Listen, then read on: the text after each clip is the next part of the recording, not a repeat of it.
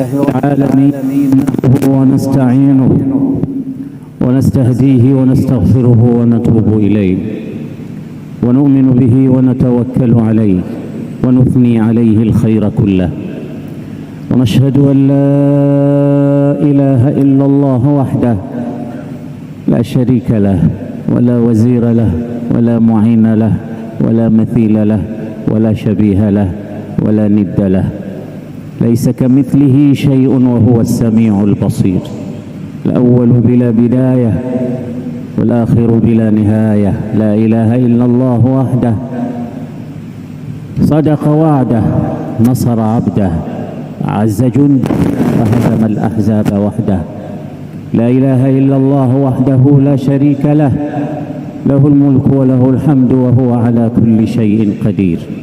وأشهد أن سيدنا ونبينا وعظيمنا وحبيبنا ومولانا محمد رسول الله، إنه بلغ الرسالة وأدى الأمانة ونصح الأمة ومحى الظلمة وكشف الغمة وجاهد في الله حق جهاده حتى أتاه اليقين، فجزى الله نبينا محمدا خير ما جزى به نبيا عن أمته ورسولا عن قومه.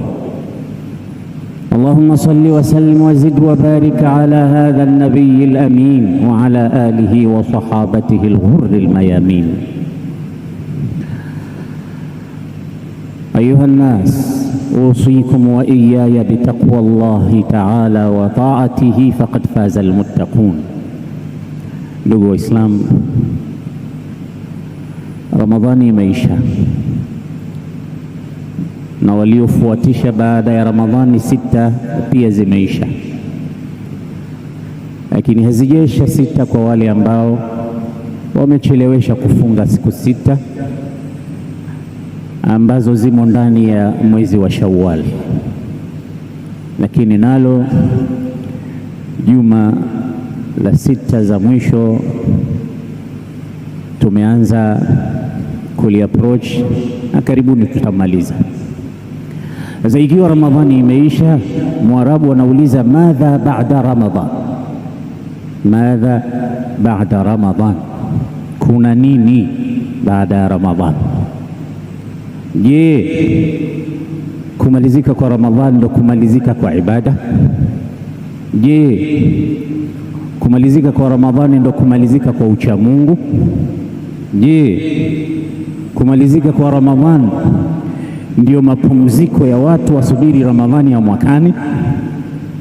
Kila mmoja na fikra yake kuhusu Ramadhani, lakini dini nayo ina amri zake na nususi zake kuhusu wewe mwanadamu uliyefunga mwezi wa Ramadhani.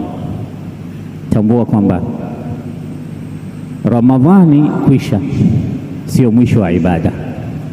Ramadhani kumalizika sio mwisho wa uchamungu, bali kwisha kwa Ramadhani ni kuendelea kwa mambo mengine baada ya Ramadhani. Bali kumalizika kwa Ramadhani sio mwisho wa uchamungu, bali ni kupractice ule uchamungu uliojifunza katika mwezi wa Ramadhani. Kumalizika kwa Ramadhani sio mwisho wa amali njema anazopaswa mwanadamu kuzitenda, bali ndio mwanzo mpya uliochongwa ukali wake katika mwezi mtukufu wa Ramadhani. Takutanabaisha wewe ambaye unaona kwamba sasa umefika wakati wako kupumzika, baada ya kukaa na njaa sana, baada ya kuswali sana, baada ya kutoa zaka au sadaka kwa wingi, umemaliza Ramadhani, unamuasi Mwenyezi Mungu kama kawaida yako, unakuwa bakhili kama kawaida yako, unapumzika na kubweteka, hutaki kuswali kama kawaida yako, kwamba hayo sio mafundisho ya mtukufu wa daraja Bwana Mtume Muhammad. Ramadhan kilikuwa chuo, ilikuwa kambi maalum ya kujifua wewe na kujiweka sawa, kuapproach akhira yako ambayo ndiyo yenye kudumu na kubaki. Walal akhiratu khairul laka min alula.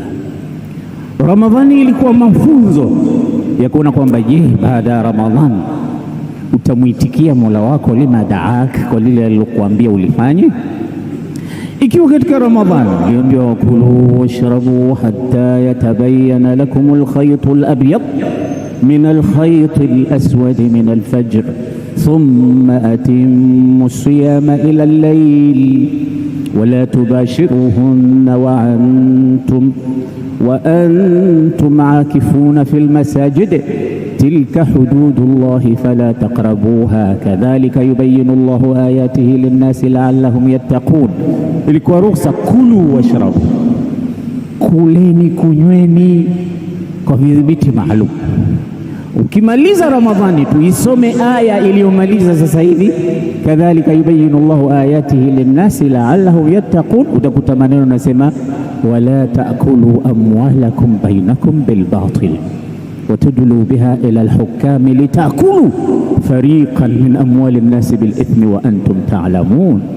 Kisha yasalunaka anil ahilla qul hiya mawaqitu linnasi walhajj walaysa albirru bi an ta'tu albuyuta min dhuhuriha wa atu albuyuta min abwabiha, mpaka mwisho wa aya. Amekutajia mambo mawili muhimu, hadha ba'da Ramadan au bil ahra بعد الآيات التي كانت ترشدنا وتنبهنا ماذا في رمضان.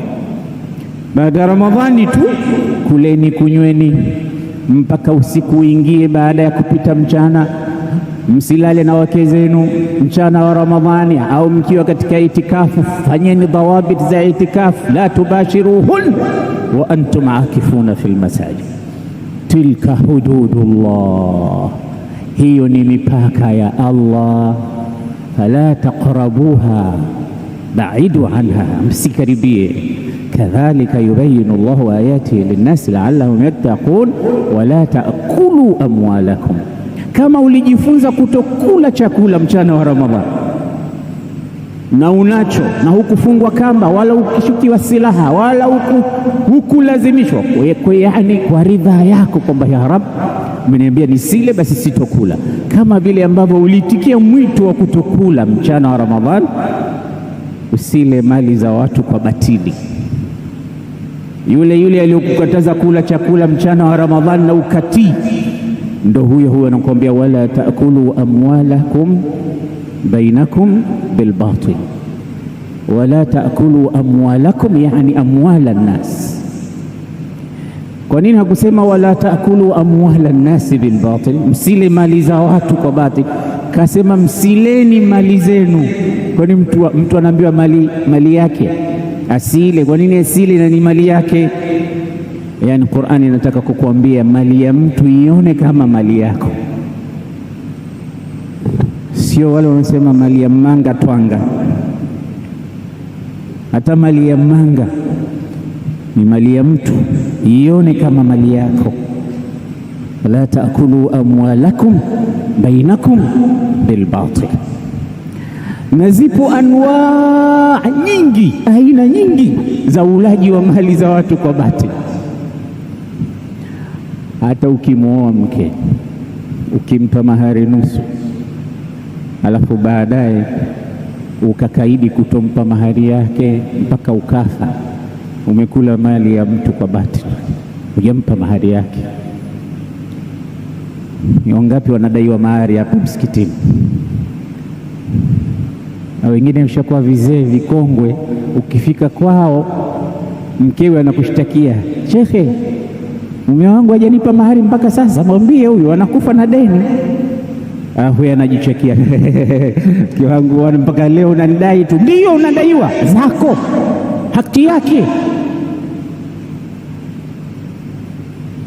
Wazee, msinikazie macho wala msinichukie, wengi wetu tunadaiwa mahari na wanawake. Alafu tena cha ajabu inakuja baadaye, watu wanarithi, unajua kama mama alikuwa anamdai mzee. La haula wala quwwata illa billah. Ukiambiwa haya pige, anamdai 40,000. Sasa wewe 40,000 zilikushinda wewe kulipa?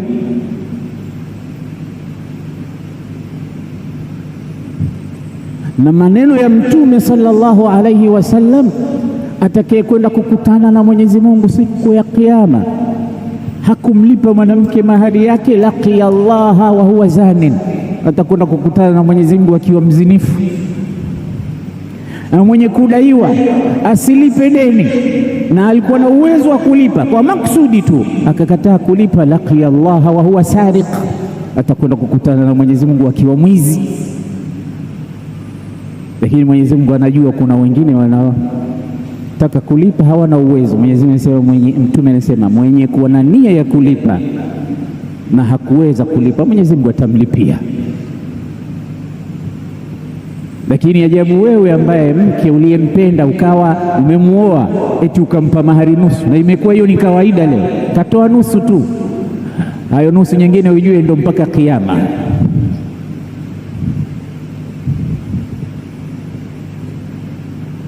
Ukirudi nyumbani leo kamuulize mkeo, mahari yako imebaki senti ngapi, pesa ngapi? Hata kama una miaka 40 katika ndoa, wewe unajua utakufa lini? Usile mali za watu kwa batili, ukawa ndani yake kuna nia nyingine. Kama mwenzetu huna uwezo, tunakuombea Mwenyezi Mungu akupe uwezo ukalipe mahari. Na wewe unaonekana unadaiwa, manake unatizama sana, uende ukalipe mahari ya watu. Hakuna sunna ya kwamba unalipa nusu unaendelea kukaa mpaka ufe ndo uangaliwe na warithi wako eti ukalipe mahari ya watu. Walipeni mtu Allah sema, wa atun nisaa sadaqatihin, wapeni mahari yao. Allahumma qad ballaght, Allahumma fashhad, ya Rabbi nimefikisha, ya Rabbi kuwa shahidi. Wengi wanadaiwa mahari na wanania ya kutolipa mpaka wanakufa. Mtume sallallahu alayhi wasallam anatufundisha kwamba baada ya Ramadhani, Qur'ani inatuelekeza kwamba baada ya Ramadhani sasa tuyatumie yale mafunzo tuliyopewa katika mwezi mtukufu wa Ramadhani, kwa kidokezo au kwa ukumbusho wa aya zinazokuja, wala taakulu amwalakum bainakum bilbatil. Mtume sallallahu alayhi wasallam katika hadithi sahihi asema, mwenye kuchukua mali ya mtu kwa batili, akala kwa mkono wake akakata kisehemu cha mali kwa batil, na au akaiapia kwamba ni ya kwake wala si ya kwake kwa batil, amejikatia moto, mahala pake ni motoni, kwa sababu huququ nas. Ndio maana Mtume alikuwa karibu na kufa, asema yoyote ambaye nimemdhulumu aje, hata kama nimemwaga damu ya mtu, nimempiga mtu chochote, mimi nipo hapa, aje achukue kisasi. Nimechukua shilingi yake, dinari yake, dirham yake, aje kabla haijawa dinari wala dirham, na kabla hatujafika huko. Ya Rasulullah, huku kwetu mtu anadhulumu waziwazi na anamwambia mtu nenda kokote, ili shamba alishalichukua, nenda popote utakapokwenda, hii nyumba ishakuwa yangu, hizo pesa mimi nishakurusha, na hakuna chochote kitakachokuwa. Yule mtu anabakia, tutakwenda kukutana chini ya mkunazi, sawa, wewe niambie tu mkunazi wa kwanza au wa pili. Hana uoga. Ya Rasulullah, kuna watu huku hawana uoga. Wewe unasema haya, nilochukua mali yake, niliyompiga, niliyomfanya chochote, haya kabla haijawa dinari wala dirham achukue mapema. Huku watu wanasema niambie tu mkunazi wangapi. Hana hofu mtu ya kumdhulumu mwingine, ya kumwibia mwingine, ya kumnyanyasa mwingine, kwa sababu huyo Mungu muoni. Au hajaja mtu kutoka akhera akakwambia kweli kuna moto, unataka nini? Wakati Qur'ani na hadithi za Bwana Mtume zote zilikuwa wazi, zinakueleza kama we ni muumini kweli. Muumini anatakiwa kile anachosikia, samena wa ata'na, tumesikia ya Rabbi, tumetii. Alladhina yu'minuna bilghaibi, ghaib, muumini anaamini ghaib hata kama kitu hajakiona, lakini maadamu kaambiwa na Qur'ani na mtume wake, anajua hicho kipo tu, ni kweli. Akiapiwa Mwenyezi Mungu, akitajiwa Mwenyezi Mungu, utaona anaogopa, ana hofu. Ndio maana ni alama katika alama za kumjua muumini. Allah anasema, innamal mu'minuna alladhina idha dhukira Allahu wajilat qulubuhum wa idha tuliyat alayhim ayatuhu zadatuhum imana wa ala rabbihim yatawakkalun. Hakika waumini wa kweli, innamal mu'minun. Naangalia imekuja adatu hasrin, innamal mu'minun, hakika si lingine lolote, waumini wa kweli, alladhina idha dhukira Allahu wajilat qulubuhum, ni wale ambao wakitajiwa Allah, wakiekiwa Allah katika mambo yao yote, Allah nyoyo zao zinaogopa. Bwana, unanidhulumu, Allah anakuona. Akishaambiwa Allah, basi utamwona Bwana aichukua haki yako, nisamehe. Lakini si waumini sisi, ukitajiwa Allah anakuona, sasa anatuona sote. Wajilat qulubuhum ay khafat qulubuhum wa idha tuliyat alayhim ayatuhu, na wanaposomewa aya za Allah, akikumbushwa mtu kwa Allah, Bwana ulichofanya, Allah anasema wala taakulu amwalakum bainakum bilbatil. Wewe mwenyewe unakula haramu, wewe mwenyewe hivi, anaika kinga wewe mwenyewe, aya za Mungu anazipiga ukuta. Ikiwa kitajiwa aya wa idha tuliyat alayhim ayatuhu zadatuhum imana, imani zao uzidi, wa ala rabbihim yatawakkalun, na wanamtegemea Allah subhanahu wa ta'ala. Akiapiwa Allah anaridhika, Bwana mimi sijafanya, sikuwepo, sijachukua hapa, si ndio tunaofanya hivyo? So wallahi billahi tallahi saabas, sio waumini sisi. Mtu akikuapia majina 99 tuambia muongo, na muapaji naye vile vile anaweza kukuapia majina anayojua na asiyoyajua, lakini kumbe anaapa uongo. Tumekuwa watu wa ajabu, viapo vya ajabu. Ukiapiwa huridhiki. Muumini akiapiwa Mwenyezi Mungu anaridhika, na akiambiwa hapa na hapa ukweli. Nabii Isa alayhi wa ala nabiyina salatu wassalam, siku moja alipita sokoni, akamwona mwizi anaiba komamanga au anaiba apple, tufaa. Mwizi anaiba.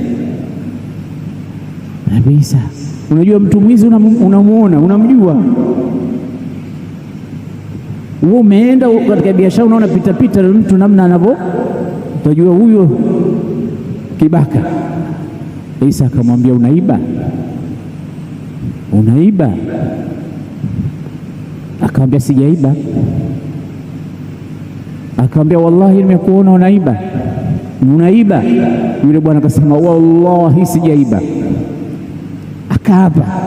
Nabii Isa kwa kuapiwa Mwenyezi Mungu akasema kweli hujaiba, macho yangu ndio yalonidanganya. Maadamu umemtaja Allah, hujaiba kweli. Na kamuona anaiba, lakini kayakadhibisha macho yake, kamwamini yeye kwa sababu kamweka Mwenyezi Mungu. Yani wacha Mungu, ukiwaapia Mungu basi watasema macho ndio yamenidanganya, wewe ni mkweli. Wallahi umesema wallahi, basi hujaiba kweli.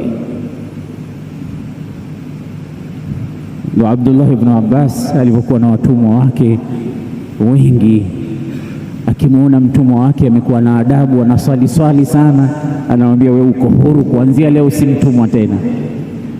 Wakaenda wakamwambia bwana, hawa wanakuwa wakikuona wewe bosi wao ndio wanajitia wanaswali sana ili wapate uhuru, lakini hawana ucha Mungu mmoja hao.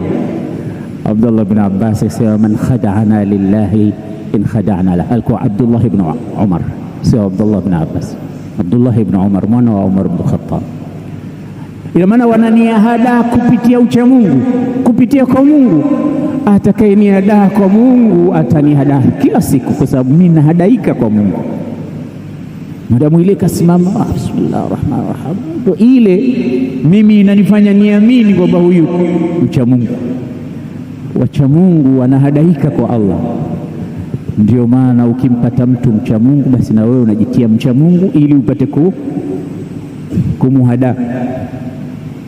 Unataka mtoto wake umuoe, unajitia unajua kusoma, na ukiambiwa hapo soma aya 2-3 huzijui, lakini ukifika unajitia unasoma Qur'ani, unajitia unasikiliza Qur'ani, unavaa nguo za ili tu upate muradi wako, kwa sababu unajua anapenda nini. Anapenda kuswali bwana. basi unataja mambo ya sala. Unajua jana nilivyoamka usiku kuswali, hujaamka kuswali wala hujaamka kufanya chochote, lakini unajua kwamba mazungumzo haya yanamvutia, sababu ndio ada yake.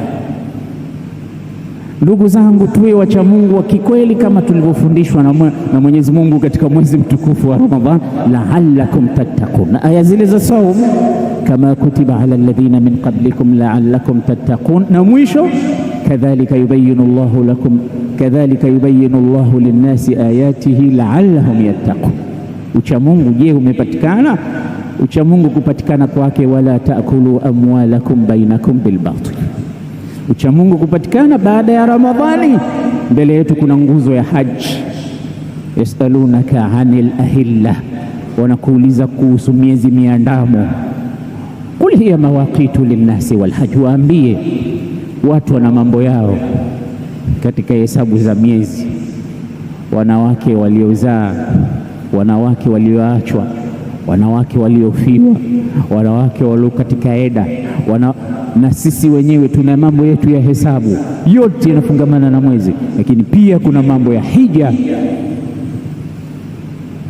Wanatakiwa watu waangalie mawaqit zamaniya, ambazo ni mwezi wa Dhulqa'da na Dhulhijja, mwezi wa Shawwal, mwezi wa Dhulqa'da, mwezi wa Dhulhijja, mawaqit ya mambo ya hija. Waanze preparation. Je, umeshajiandaa na hija? Na hija zetu sasa hivi zinabadilika. Sasa hivi ukienda baada ya Ramadhani upati tena nafasi, unatakiwa uanze mapema. Wale ambao hawajajaliwa mwaka huu, nenda katika taasisi yako unayoitaka, jiandikishe mapema kwa ajili ya mwaka wa 2027 1448 kwenda na 9, tumalize mambo ya hija. Mwenyezi Mungu inshallah atufanyie wepesi. Aqulu qawli hadha astaghfirullah li wa lakum fastaghfiruhu.